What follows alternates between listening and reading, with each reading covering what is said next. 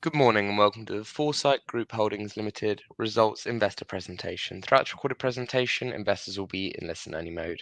Questions are encouraged and can be submitted at any time by the Q&A tab situated in the right corner of your screen. Just simply type in your questions and press send. The company may not be in a position to answer every question it receives in the meeting itself. However, the company can review all the questions submitted today and publish responses where it is appropriate to do so. Before we begin, I'd like to submit the following poll. I'd now like to hand you over to Gary Fraser. Good morning to you, sir. Good morning, everybody. My name's Gary Fraser and I'm the CFO at FORESIGHT Group, and I'm here today to present the results for the year ended 31 March 2024. So if we could just move on to the first slide. In terms of FORESIGHT, we have three principal divisions: infrastructure, private equity, and FORESIGHT Capital Management, which is our open-ended investment company business. And what we're trying to do is to invest to build a sustainable future and grow thriving economies. Over the next 5+ years, we need to increase the amount of money that we're investing in infrastructure globally from about 1.8 trillion currently up to 4.8 trillion by 2050 and beyond. So there's a lot of work to be done there. We're one of the key players in that market, and we're striving to raise more money and invest more money in infrastructure than ever before. In terms of the private equity part of the division, it's regional private equity in the UK. So we're growing local economies, investing in small businesses, and also creating jobs around the UK in local environments. Moving on. So in terms of FORESIGHT, over the course of the last 12 months, we've had very strong earnings momentum, and that's as a result of multiple drivers of growth. Over the last 3 years, since we IPO'd in February 2021, we've had a demonstrable track record of profitable growth, and that's been driven by long-term structural growth in our key markets. And it's a highly scalable platform. We can grow all three divisions: infrastructure, private equity, and FORESIGHT Capital Management. This is supported by a high level of predictability in terms of our future revenue flows, which are currently recurring annual revenues of about 87%.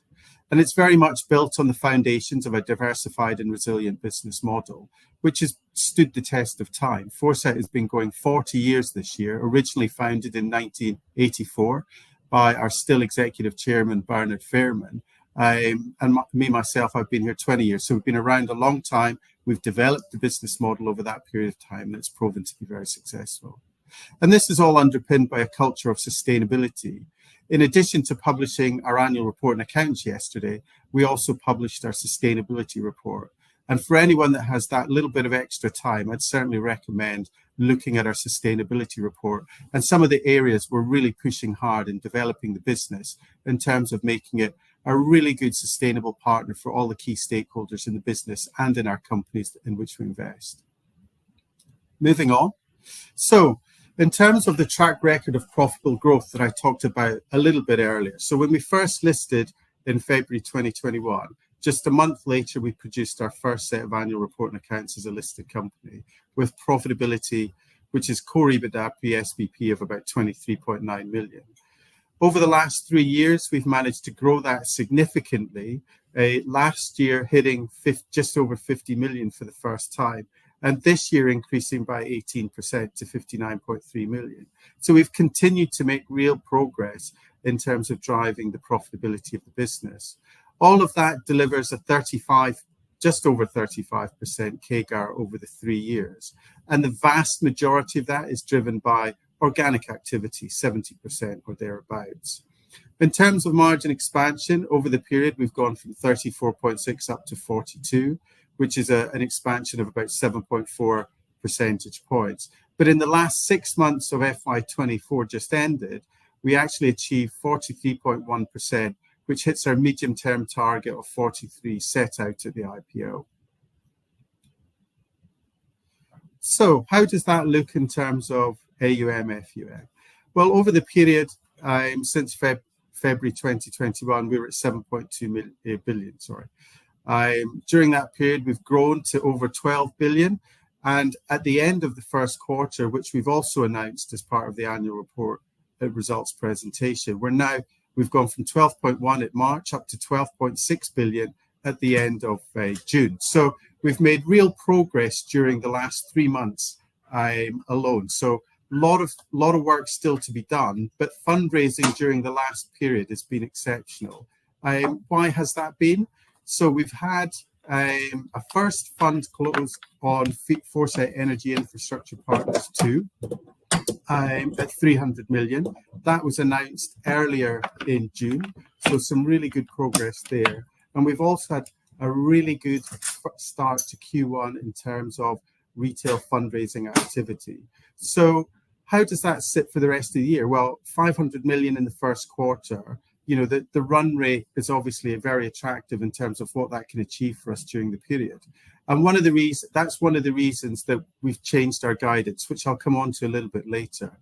But just in summary, our guidance for the next 5 years is to double core EBITDA pre-SBP from just over 59 million to 120 million over that 5-year period, and purely through organic activity, so no M&A in that number. And that would be an annual return compound of about 15% growth. Moving on. So in terms of the different parts of the business and how they flow through in terms of the results that we're talking about today. So the investment division's infrastructure is just under 60% of the business in terms of core EBITDA pre-SBP. Private equity is about 38%, and Foresight Capital Management is about 3%. It's interesting to note in terms of AUM, 24% is LP, 68% is evergreen, which is a really high proportion. OICs are about 6%, and other is 2%. But in terms of distribution of those, over 2/3 is institutional LP investors and about 40,000 retail investors at 31%. And then finally, in terms of geography, 54% is UK based, 28% Australia, 15% Europe, and 3% US. And that's really changed quite significantly since IPO. Since IPO, when about 80% was in the UK. So through a combination of investing in non-UK assets, both in Europe and Australia, but also the acquisition of ICG in Australia in September 22, we've managed to diversify away from being pretty much UK focused to very much international focus. And as we sit here today, about 80% of our pipeline of new opportunities is non-UK. So we'll see further geographical diversification in Foresight's asset classes going forward. It's worth saying again, just coming back to core EBITDA pre-SBP, that in terms of private equity, it's probably about 12-13% of AUM delivering, well into the 30s in terms of core EBITDA pre-SBP. And so it's particularly attractive margins. That said, the other two strategies, infrastructure and FCM, are very much more scalable strategies. Now, they've been in a period where interest rates have been particularly high, as everyone knows. And because they're interest rate sensitive assets, that's affected the fundraising in those areas. But as I alluded to earlier, we're starting to see fundraising, both institutional and retail, coming back into both those spaces.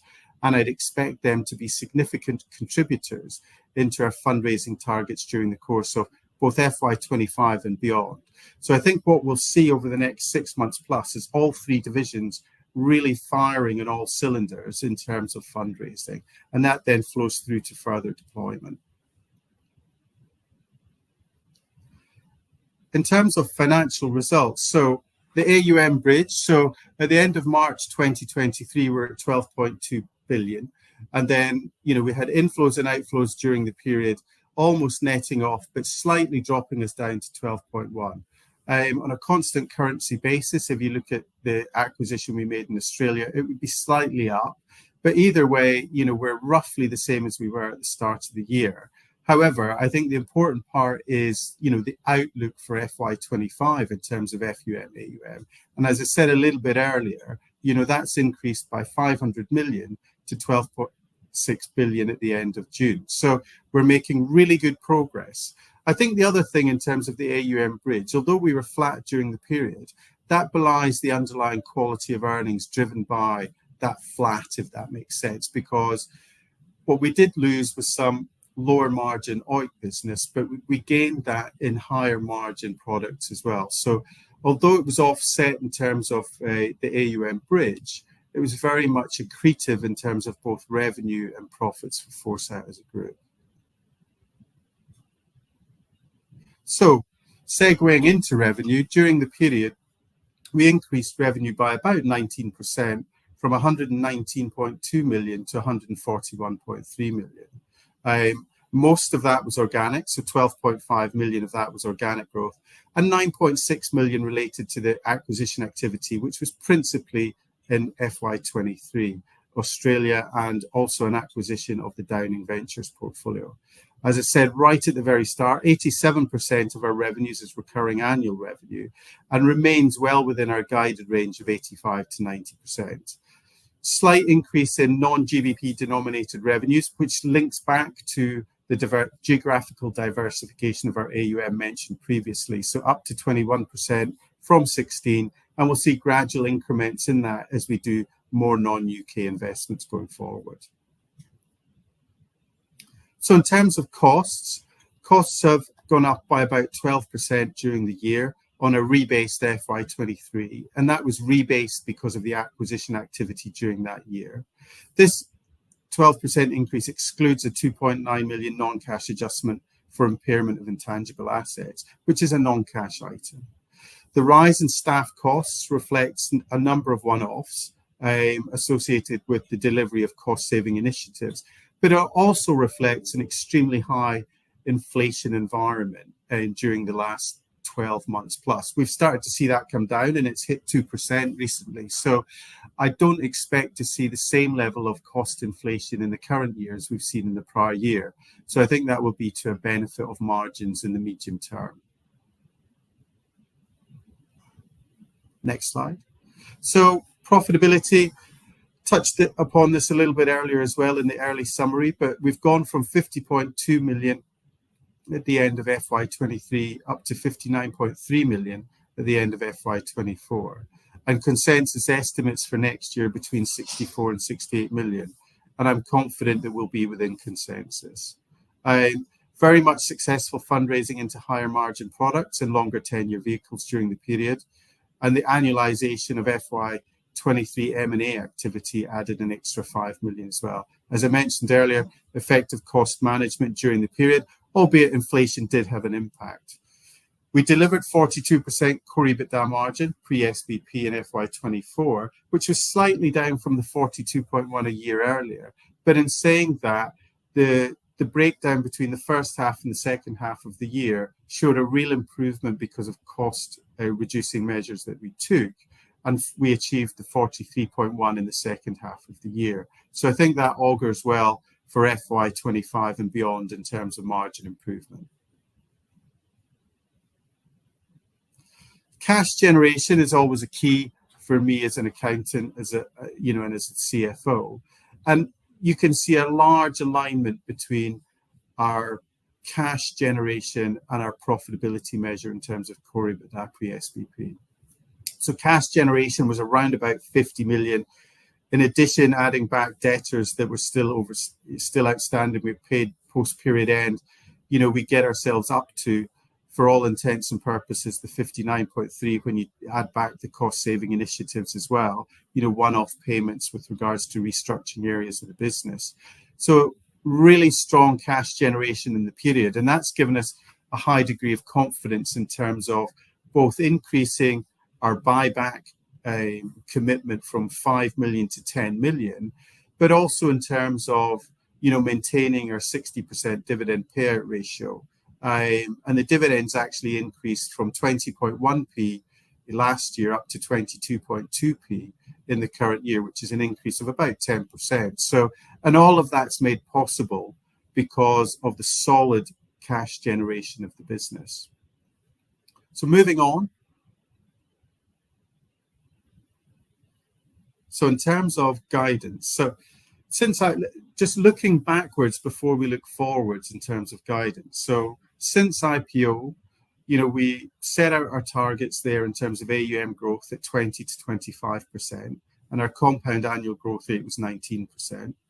85 to 90% recurring annual revenue, and we've been pretty much in the middle of that range ever since IPO. We targeted 43% core EBITDA pre-SBP margin over the medium term, which was by the end of FY24, and achieved that in the second half of the last year. And the 60% payout ratio we've achieved every year since IPO, setting that target not long after IPO. At launch of IPO itself, it was 50%, but given the really strong cash generation I've just talked about, it was obvious to us that increasing it quite early was the right thing to do. So in terms of guidance, going forward, we've set ourselves a new target of doubling core EBITDA pre-SBP in the next 5 years. And it's really, the business model gives us the confidence to do that. So all 3 divisions are contributing to the core profitability of the corporate group. We've got high degree of high quality income, as I said earlier, 85 to 90%.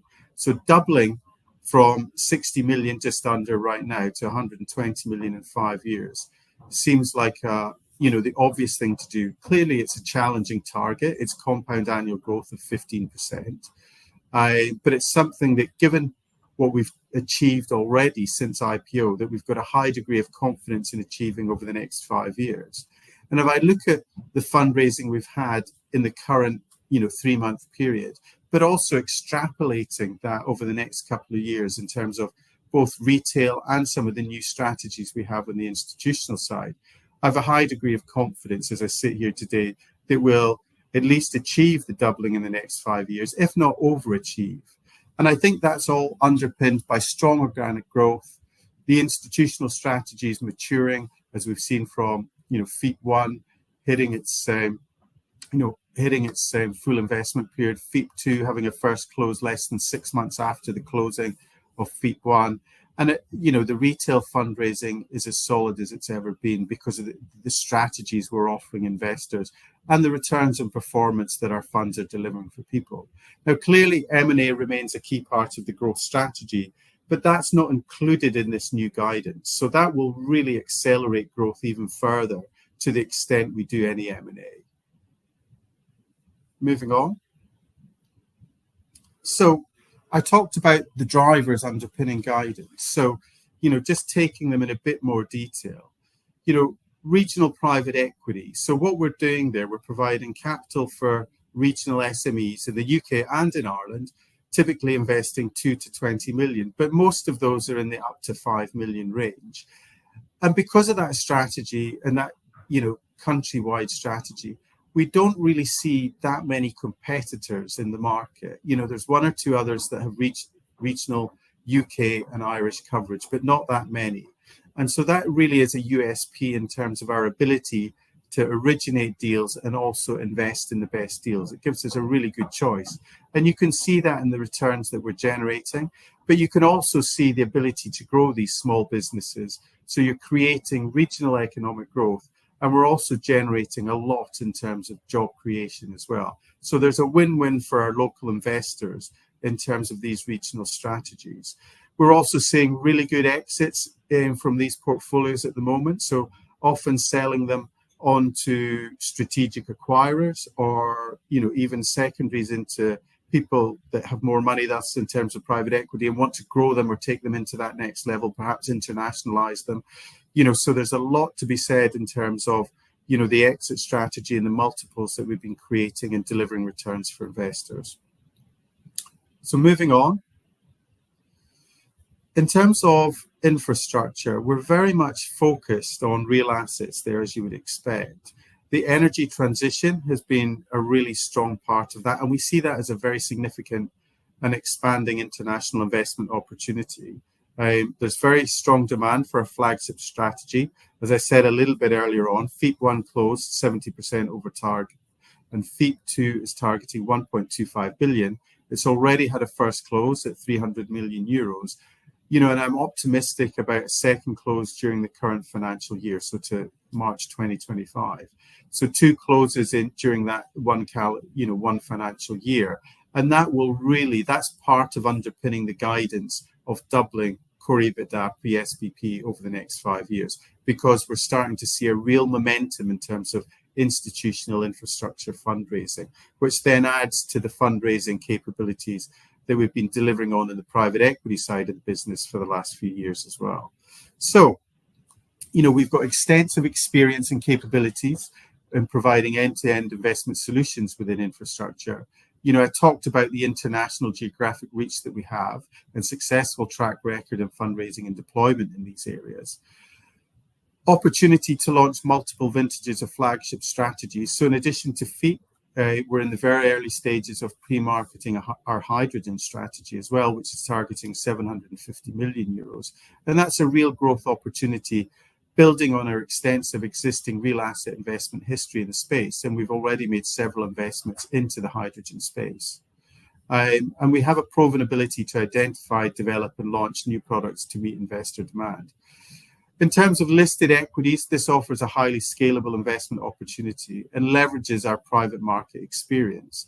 That has suffered from the high interest rate environment, there's no question, falling from about 1.3 billion when I talked to you last year to about 750 million as I sit here today. But we're starting to see the redemptions slow down. We're starting to see performance come back.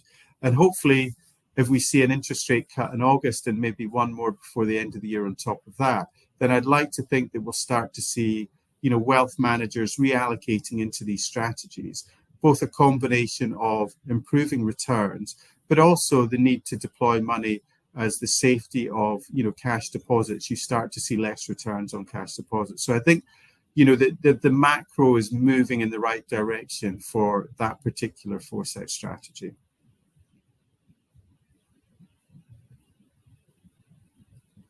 So in terms of outlook and trading updates, so I alluded to it right at the very start, but we've had a really strong first quarter to the end of June, with AUM and FUM both up by 500 million, 500 million.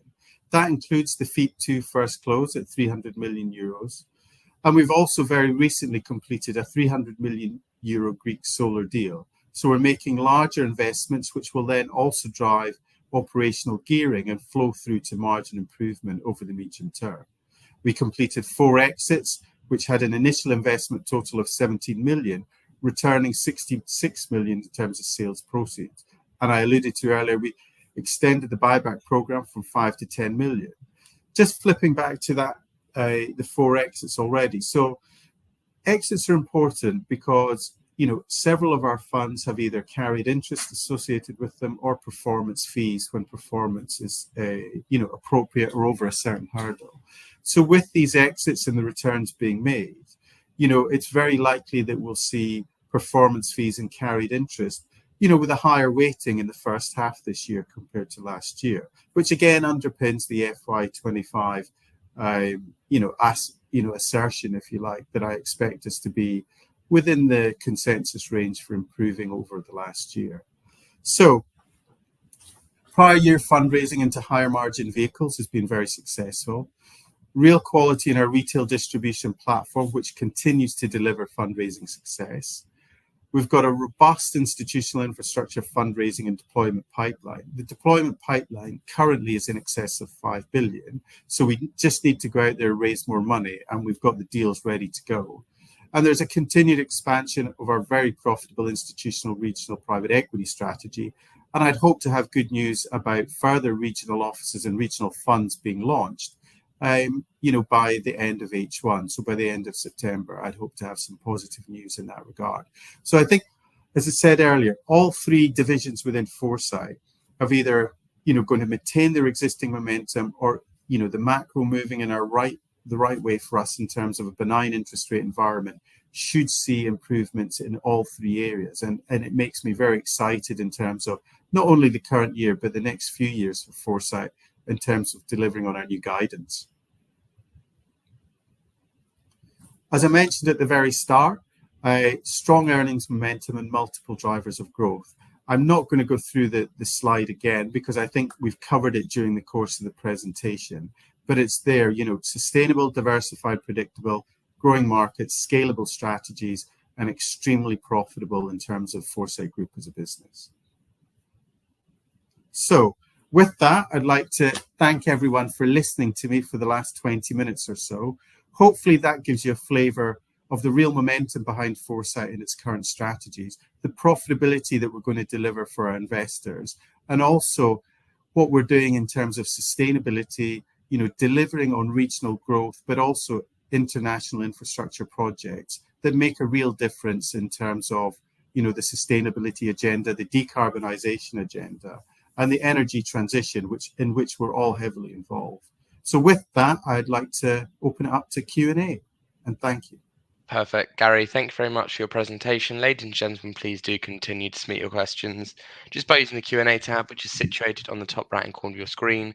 But just while the company take a few moments to read those questions that have been submitted today, I'd like to remind you that the recording of this presentation, along with a copy of the slides and the published Q&A, can be accessed via your investor dashboard.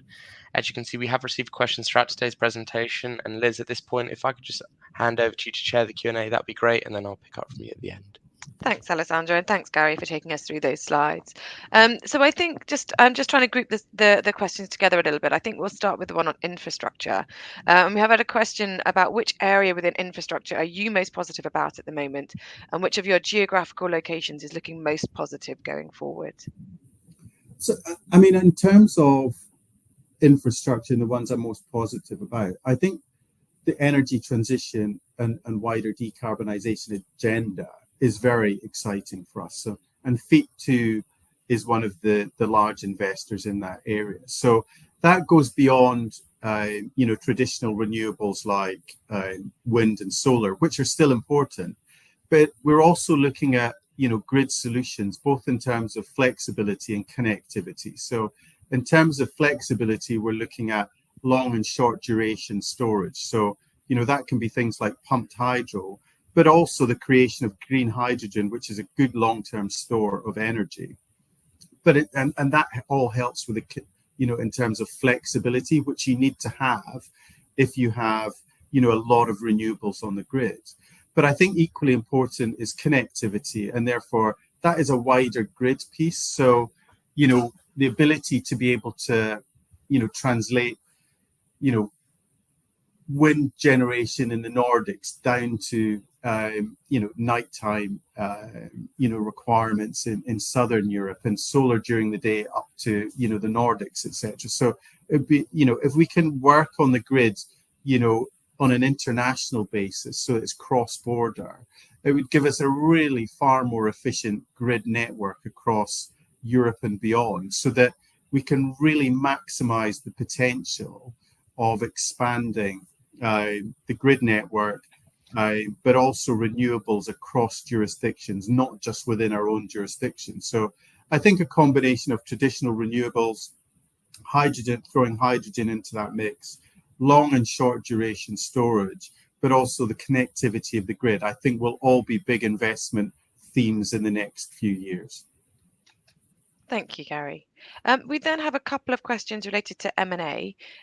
So if I may just ask you a couple of parts to the same sort of thing. So the first is, how do you plan to balance organic growth with potential accretive M&A to achieve the new guidance that we published today?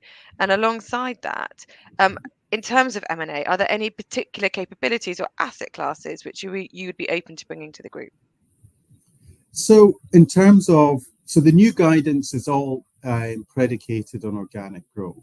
I think it's worth saying that. So the 15% compound over the next 5 years that doubles profits is all based on organic growth. So M&A activity would accelerate that growth or even increase it. So a combination of the two. So, our real focus right now is organic growth, but we are looking at, we're always looking at M&A opportunities. There's no question that's true. But I think, how would we achieve that? So right now, I think our, the multiple we're trading on is between 8 and 9 times EBITDA. And I think we have a bit of a dilemma because you've got private market vendor expectations that are well in excess of that, sometimes even mid-teens. And therefore, what we're not going to do in terms of M&A is pay those high multiples and dilute existing investors. That's why we've increased our buyback from £5 million to £10 million, because we see better value in buying our own shares at 8 and a bit times multiple than we would in terms of overpaying for M&A assets. So until we see a rebalancing or a resetting of private market expectations, then I think our M&A activity will be limited. But that is not to say that we can't make M&A activity, can't do M&A activity when we see the right opportunities. Clearly we will, but, we're not going to overpay for it. And so that's one of the keys around the balance, is looking for those that are priced appropriately, given the, what public markets are pricing businesses like Foresight and others at in the current environment. Thanks, Gary. And any particular capabilities? Are there any sort of bolt-ons that would be more interesting than others? I mean, I think geographical expansion is clearly one. So anything that will add to our international expansion, would be of particular interest. Whether that's in Europe or beyond.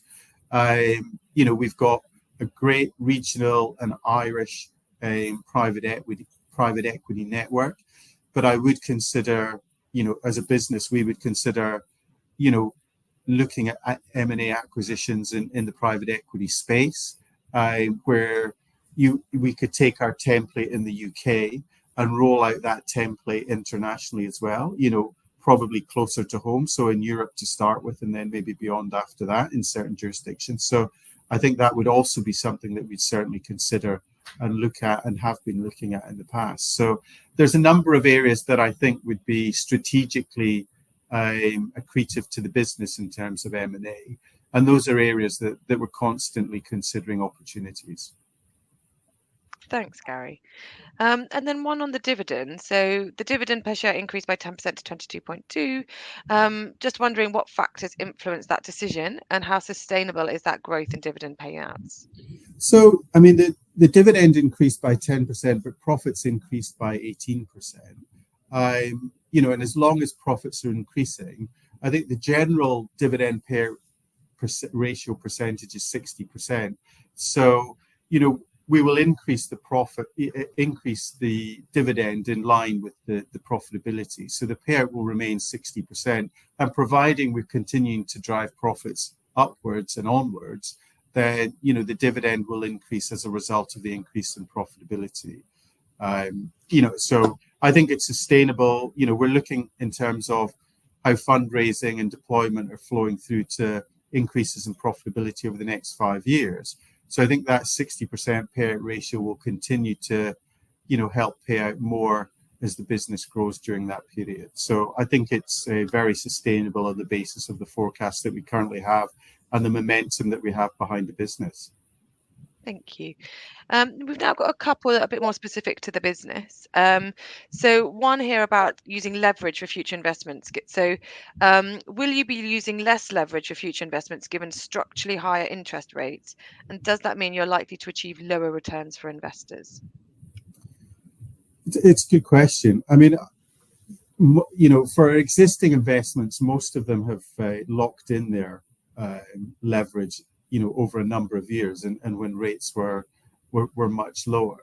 I think the opportunity to use less leverage is potentially there, but we're also looking at deals where we can still generate attractive returns, irrespective of the interest rate on the debt piece, if you like.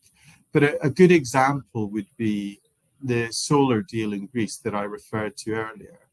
That deal will have leverage in it, but the leverage is particularly attractive because it's subsidized leverage through the European Union fund into Greece. So there are opportunities to still use leverage in an appropriate way and still get attractive interest rates.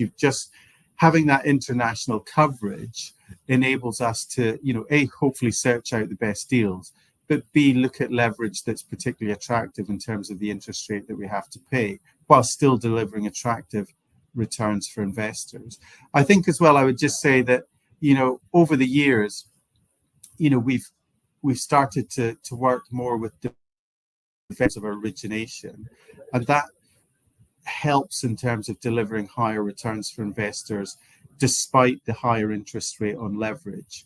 And you would tend to bring in leverage a little bit later into the project as well at that point in time, which again would help with cash flow generation. So there are a number of areas that we're looking at in that regard, which will help with that higher leverage piece.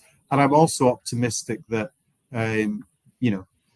hopefully not falsely optimistic, that interest rates are shortly going to start falling down, coming down, maybe even as early as August, depending on the Bank of England. We've already had one rate cut in Europe where we're doing a lot more of our investing as well. So I think structurally it's right that they're higher now than they have been historically.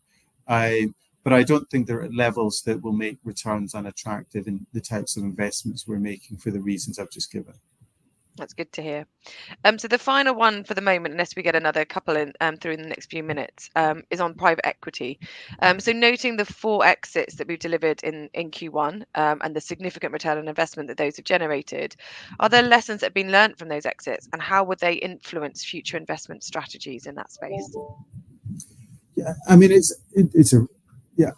I've not had that question before, so that's a really good question. I think often it's interesting because the buyers of these investments sort of help determine how we're looking at strategies going forward. So we sold one business recently in a specific sector to a very large multinational company, international multinational company, and that's then determined how we're looking at origination in terms of potential similar deals or bolt-on type deals going forward. So there's no question that the buyers of some of these exits has determined how we look at origination for new deals into the future, and pushing into specific areas that we may not have considered unless we'd had that specific success on the way out of the previous deal. So it does determine how we look at origination and how we, what we're looking to do in terms of sectors that we'll invest in the future. So there's no question that these successful realizations make us look at origination in areas that we will specifically target going forward. And so those are the lessons that we've learned from that. And we're still pushing in terms of further exits.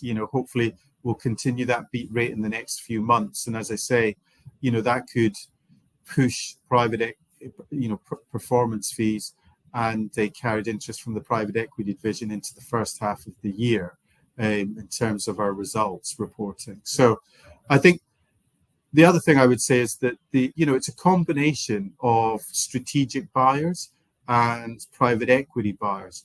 And because we're in the smaller end of the scale, so we're not even mid-market, we're below mid-market, debt isn't really an issue in that regard because the buyers don't need large amounts of debt to make those acquisitions from Foresight. So in the mid and upper market, you're seeing fewer deals being done, fewer investments being bought or realized because people don't want to load themselves up with debt at particularly high rates, which was referred to in the previous question.